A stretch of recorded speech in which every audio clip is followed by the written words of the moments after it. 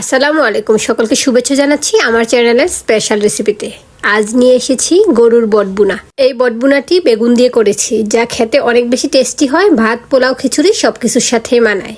এই বটবুনা করার জন্য এখানে আমি হাফ কেজি বট ভালোভাবে পরিষ্কার করে ধুয়ে তারপর এগুলোকে সিদ্ধ করে নিয়েছি।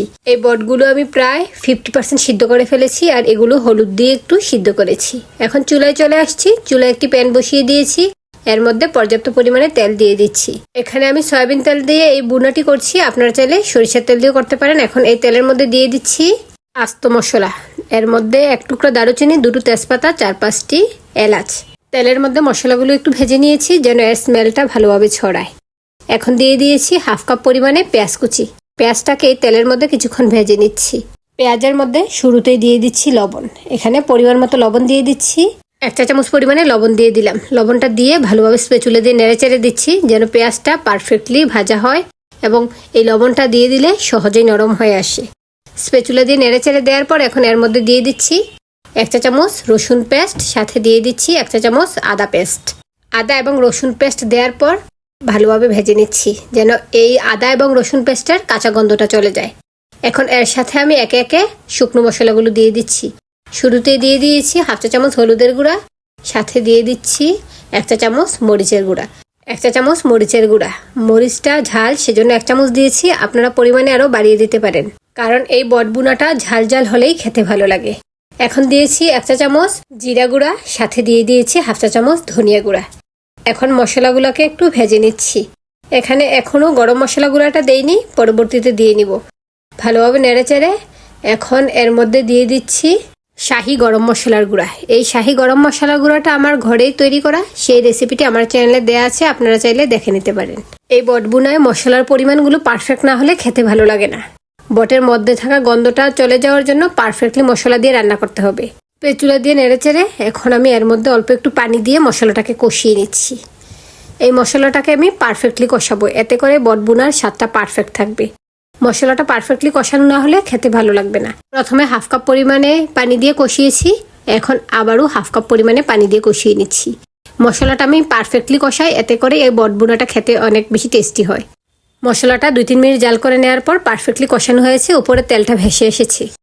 এখন মশলাটাকে আবারও একটু স্প্যাচুলা দিয়ে নেড়েচেড়ে দিয়ে এর মধ্যে দিয়ে দিচ্ছি সিদ্ধ করে রাখা বটগুলো দেওয়ার পর স্প্যাচুলা দিয়ে নেড়েচেড়ে ভালোভাবে মিশিয়ে দিচ্ছি। এখন ঢাকনা দিয়ে ডেকে কিছুক্ষণ কষিয়ে নিব।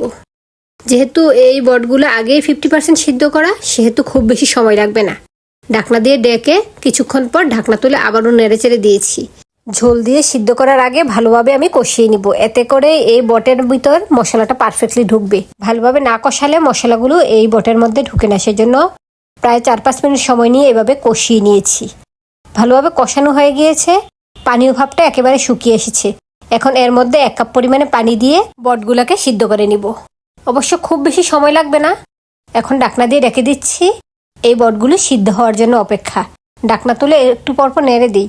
আর বট ভালোভাবে সিদ্ধ না হলেও খেতে ভালো লাগবে না, সেজন্য ভালোভাবে সিদ্ধ করে নিতে হবে। তাই এভাবে চুলার আঁচ মিডিয়ামে রেখে প্রায় 15-20 মিনিট সময় যাবত জাল করে নিয়েছি। দেখুন পানীয় ভাবটা শুকিয়ে গিয়েছে আর বটটা পারফেক্টলি সিদ্ধ হয়েছে। এখন এর মধ্যে আমি অ্যাড করে দিব বেগুন। ছোট ছোট করে কেটে ধুয়ে রাখা বেগুনগুলো এখন এর মধ্যে দিয়ে দিচ্ছি। বেগুন দিয়ে বটবুনাটা করলে অনেক বেশি টেস্টি হয়। আপনারা যারা করেননি তারা একবার খেয়ে দেখতে পারেন। একেবারে ভাজা ভাজা হয়, খেতে অনেক বেশি ভালো লাগে। যদিও বট যেভাবে রান্না করা হয় না কেন, আমাদের অনেক বেশি পছন্দ বট। বেগুনগুলো দেওয়ার পর উপর দিয়ে আবারও হাফ চা চামচ পরিমাণে লবণ দিয়েছি। এখন ভালোভাবে স্প্যাচুলা দিয়ে নেড়েচেড়ে এগুলোকে মিশিয়ে ঢাকনা দিয়ে ডেকে কিছুক্ষণ রান্না করে নিব। বটগুলি সিদ্ধ হয়ে আসার পর বেগুনটা অ্যাড করেছি, কারণ সহজেই বেগুন সিদ্ধ হয়ে যাবে, তাই শেষ সময়ে বেগুনটা দিয়েছি। এখন ঢাকনা দিয়ে ডেকে দিয়েছি। ঢাকনা তুলে একটু পরপর নেড়ে দিই। আর এই রান্নাতে আমি আর পানি ইউজ করব না। এই বট বেগুনের ভুনাটা একেবারে ভুনা ভুনা থাকবে, ভাজা ভাজা থাকবে, এর মধ্যে পানীয় ভাব থাকবে না। আর বেগুনগুলো অনেকটাই নরম হয়ে এসেছে।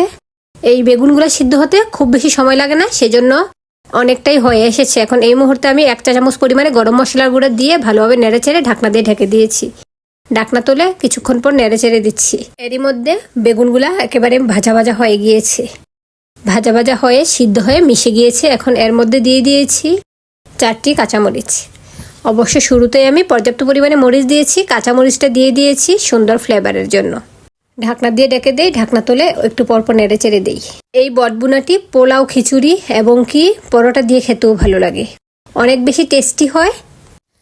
এই তো এরই মধ্যে রান্নাটা কমপ্লিট হয়ে গিয়েছে, একেবারে ভাজা ভাজা হয়ে এসেছে। এখন চুলা থেকে তুলে গরম গরম সার্ভ করে নিচ্ছি। আমি আজ এই বটবুনাটি পোলাওয়ের সাথে খাবো, সেজন্য একেবারে ভাজা ভাজা করে এই বটবুনাটি রান্না করেছি। আমার চ্যানেলে বটবুনার আরও রেসিপি দেওয়া আছে, আপনারা চাইলে চ্যানেলটি ঘুরে দেখে নিতে পারেন। আর ভালো লেগে থাকলে চ্যানেল সাবস্ক্রাইব করে দিবেন এবং বেশি বেশি করে শেয়ার করে দিবেন ফ্রেন্ডস ও ফ্যামিলির সাথে। আজ তাহলে এই পর্যন্তই, আবার চলে আসবে নতুন কোনো রেসিপির ভিডিও নিয়ে। আল্লাহ হাফেজ, আসসালামু আলাইকুম।